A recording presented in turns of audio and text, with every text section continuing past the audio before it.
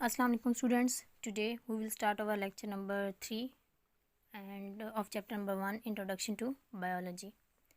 So let's start our topic, that is cellular organization. All the organisms have been divided into 5 major groups: prokaryotes, protists, fungi, plants, animals. कि जितने भी organisms हैं वो 5 major groups में divide हैं. वो 5 major groups कौन से हैं? प्रोकैरियोट्स. प्रोकैरियोट्स वो होते हैं, जिस तरह आगे आप लोग स्टडी करेंगे प्रोकैरियोटिक यूकैरियोटिक सेल्स के बारे में. प्रोकैरियोट्स में न्यूक्लियस नहीं होता, मेम्ब्रेन बाउंडेड ऑर्गेनेलीज भी नहीं होती. Protist like as collection of organisms जो कि यूनिसेलुलर होते हैं, सिंगल सेल से बने होते हैं, उनकी जो कलेक्शन होती है वो प्रोटिस्ट में आ जाएगी. Fungi like as fungus, for example mushrooms, yeast etcetera. Plants और एनिमल्स का तो आपको पता ही है, जो हम पहले भी स्टडी कर चुके हैं. All the organisms are made up of cells, कि जितने भी ऑर्गेनिजम्स हैं वो सेल से बने होते हैं. There are 2 basic type of cells. 2 basic types हैं सेल्स की. अब वो देखते हैं कि कौन कौन सी हैं.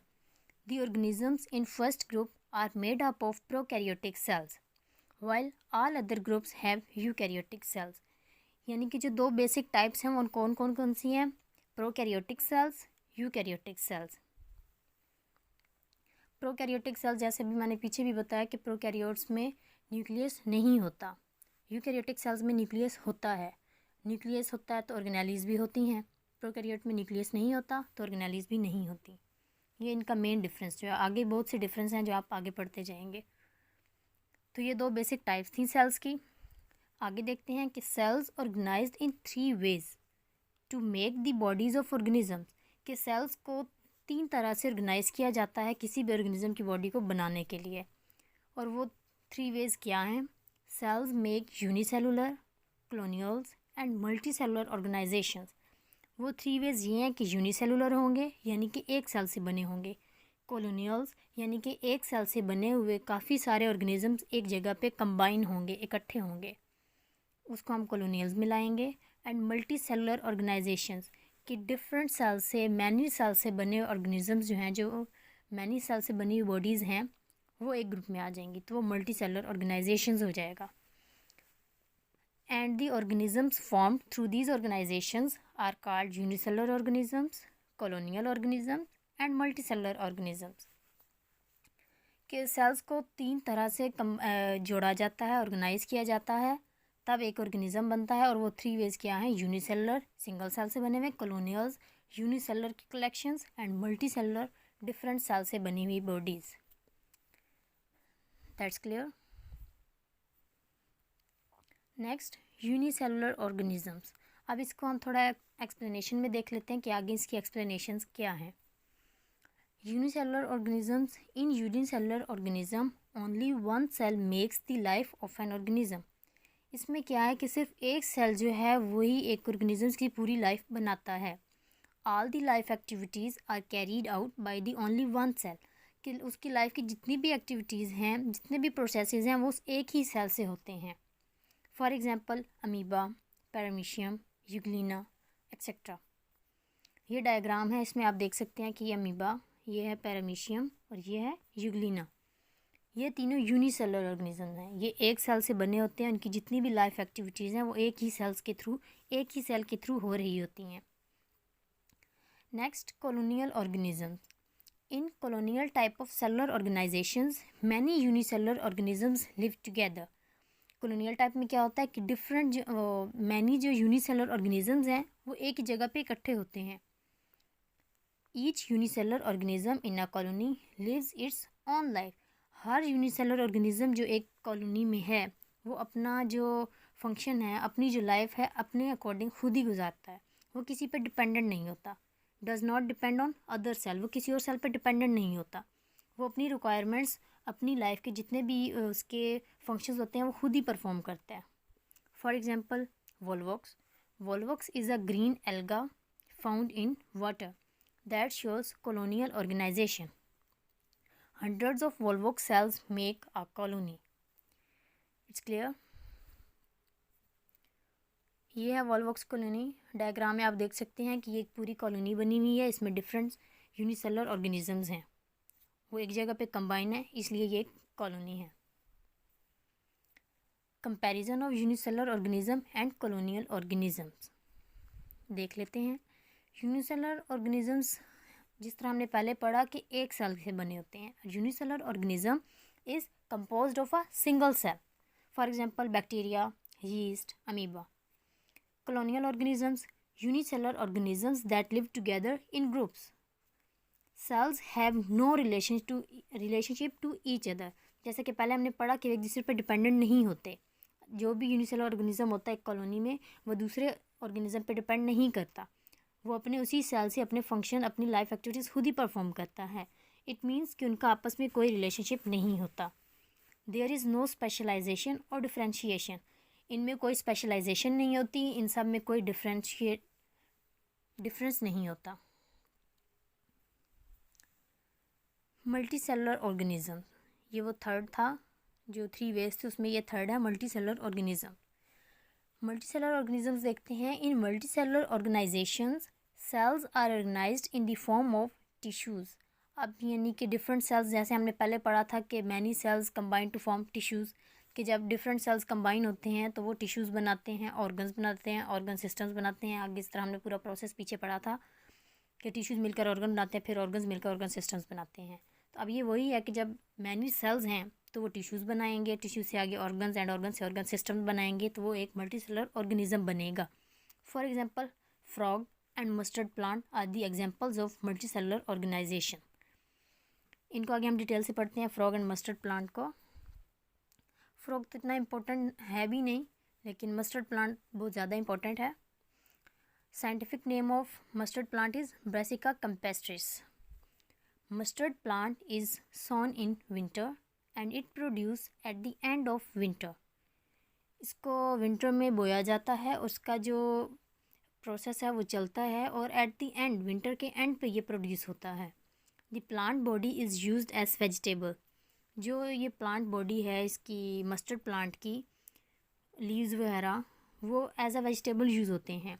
And its seeds are use for extracting oil. जो कि सरसों का तेल आप लोग यूज़ करते हैं, वो इसी से मस्टर्ड प्लांट, यानी कि मस्टर्ड प्लांट से ही जो बीज निकलते हैं, जो बीज प्रोड्यूस होते हैं, उनसे ऑयल निकाला जाता है, वो होता है सरसों का तेल। The organs of the body can be divided into 2 groups. Mustard plant की बॉडी के जो ऑर्गन्स हैं उनको 2 ग्रुप्स में डिवाइड किया गया है। वो कौन कौन से हैं? उनके फंक्शंस की बेसिस पर उनके 2 ग्रुप्स बनाए गए हैं। अब वो उनके 2 ग्रुप्स देखते हैं। Root, stem, branches and leaves are the vegetative organ. ये एक उसका ऑर्गन का एक ग्रुप हो गया जिसमें root, stem, branches and leaves आते हैं, और ये क्या है? वेजिटेटिव ऑर्गन्स हैं। सेकंड जो ग्रुप है वो है flowers. Flowers are the reproductive parts of the plants and flower produce fruits and seeds. 2 groups हैं जिसमें रूट, स्टेम, ब्रांचेस और लीव्स, ये वेजिटेटिव ऑर्गन्स हैं। इनका सेक्सुअल रिप्रोडक्शन में कोई पार्ट नहीं होता। जो फ्लावर्स हैं वो रिप्रोडक्टिव पार्ट्स हैं, सेक्सुअल रिप्रोडक्शन में इनका पार्ट होता है। और जो फ्लावर्स हैं ये फ्रूट्स और सीड्स बनाते हैं, ये वो सीड्स फिर जिनसे आगे ऑयल निकाला जाता है। ये मस्टर्ड प्लांट, ये जो ऊपर फ्लावर्स आप लोग देख रहे हैं, इस फ्लावर से बीज प्रोड्यूस होता है, और ये जो नीचे आपको ग्रीन स्टेम नज़र आ रही है उसके ऊपर नीचे लीव्स भी होते हैं, ये एज अ वेजिटेबल यूज़ होता है। जैसे कि आप लोग साग खाते हैं, वो यही होता है बिल्कुल। आगे है frog. Scientific name of frog is Rana tigrina. Frog shows the multi cellular organisation. ये दोनों मस्टर्ड प्लांट और फ्रॉग मल्टी सेलुलर ऑर्गेनाइजेशन के एग्जांपल थे, मल्टी सेलुलर ऑर्गेनिजम्स थे। Body is made up of organ system, क्योंकि अब इसमें sales मिलकर टिश्यूज़ बनाएंगे, वो टिश्यूज़ मिलकर ऑर्गन बनाएंगे, और वो सारे ऑर्गन्स मिलकर एक ऑर्गन सिस्टम बनाएंगे। तो frog is a multi cellular organism. Body is made up of organ systems and each organ system consists of related organs. All the organs are made up of specific tissues. कि एक organ system से, ये जो frog की body एक organ system की बनी होती है, उसमें डिफरेंट ऑर्गन्स होते हैं, और वो ऑर्गन्स अपने स्पेसिफिक फंक्शन टिश्यूज से बने होते हैं। वो टिश्यूज़ फिर सेल से बने होते हैं और वो अपना अपना फंक्शन परफॉर्म करते हैं। यही था हमारा आज का लेक्चर और यहाँ पे हमारा फर्स्ट चैप्टर कंप्लीट हो गया है। तो आगे ये कुछ मैंने एमसीक्यूज़ बनाए हैं एज अ क्विज़, ताकि आप लोग अपनी प्रिपरेशन को देख सकें कि आपकी प्रिपरेशन कितनी है। तो let's start quiz of chapter number 1। First MCQs है, similar cells organised into groups and performing same functions are known as organelle, tissues, organ system, habitat. हमने पढ़ा था कि सिमिलर सेल्स मिलकर टिश्यूज़ बनाते हैं। तो अब यहाँ पे भी यही बात है कि similar cells organised into groups and performing same function. जब सिमिलर सेल्स होंगे, उनको ग्रुप्स में कंबाइन कर दिया जाएगा, वो सेम फंक्शन परफॉर्म करेंगे, तो वो क्या कहलाएंगे? टिश्यूज़। सेकेंड एमसीक्यू है, members of the same species living in the same place at the same time is called as habitat, biosphere, population, community. Its answer is population. क्यों? क्योंकि members of the same species living in the same place कि एक ही जगह पे एक ही time पे एक ही जैसे लोग रहें, तो वो population कहलाता है। Third MCQ is, study of tissues is called histology. क्योंकि हमने ये फर्स्ट में ही सारी रीड कर ली थी, सारी टर्म्स को पढ़ लिया था, इनकी डेफिनेशंस को देख लिया था, तो आप उसको अपने जहन में रिवाइज करें कि स्टडी ऑफ टिश्यूज़ हमने कौन सी ब्रांच में पढ़ा था। Study of tissues is called as taxonomy, histology, entomology या मॉर्फोलॉजी। तो इसका आंसर है histology. Fourth MCQ is, cell biology is also known as, कि सेल बायोलॉजी को और क्या कहते हैं? साइटोलॉजी, जेनेटिक्स, हिस्टोलॉजी या सोशियोबायोलॉजी। तो it's answer is cytology. Cytology भी सेल्स की स्टडी होती है, सेल बायोलॉजी भी वही होता है, तो इसलिए cell biology is also known as cytology.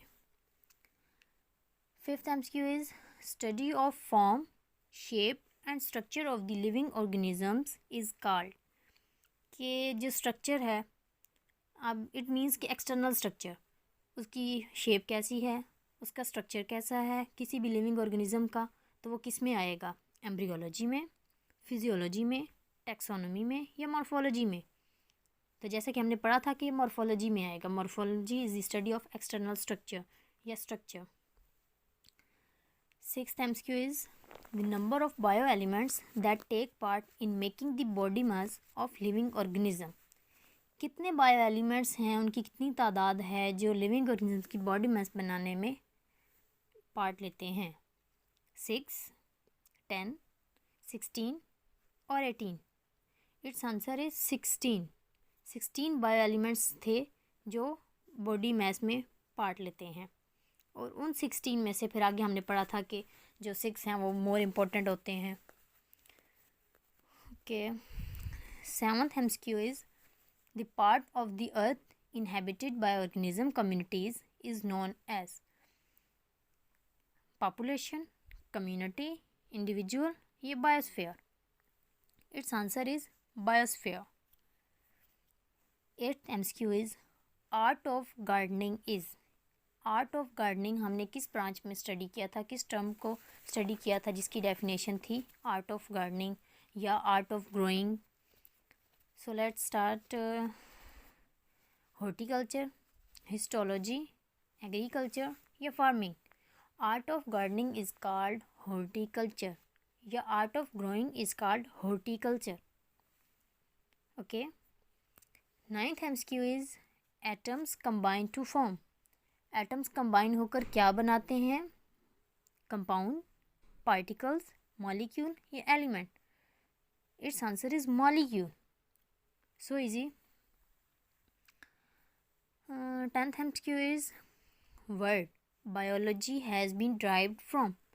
Biology का वर्ड किससे ड्राइव हुआ है? इटालियन, फ्रेंच, ग्रीक या English? Word biology derived from Greek word, ये ग्रीक का वर्ड है बायोलॉजी, बायोलोगोस। 11th MCQ is, the study of functions of different parts of living organisms और life processes is known as cell biology, microbiology, physiology या pharmacology? Its answer is physiology. हमने study किया था life processes को study किया जाता है physiology में, तो study of function of different parts of living organism या life processes is known as physiology. 12th MCQ is the study of fossils is called as. ये तो बहुत इजी था, देखते ही आप लोगों को पता चल गया होगा इसका आंसर क्या है। Study of fossils is called as immunology, cytology, pharmacology, paleontology. Its answer is paleontology. Thank you. I hope you understand. आज हमारा फर्स्ट चैप्टर कंप्लीट हो गया। उसके सारे जो इम्पोर्टेंट टॉपिक्स थे वो हमने पढ़ लिए, क्विज भी रेडी हो गया। उम्मीद करती हूँ आप सबको समझ आ गई होगी बहुत अच्छे से। फिर मिलते हैं नेक्स्ट वीडियो में नेक्स्ट चैप्टर और नेक्स्ट लेक्चर के साथ। तब तक के लिए अल्लाह हाफिज़।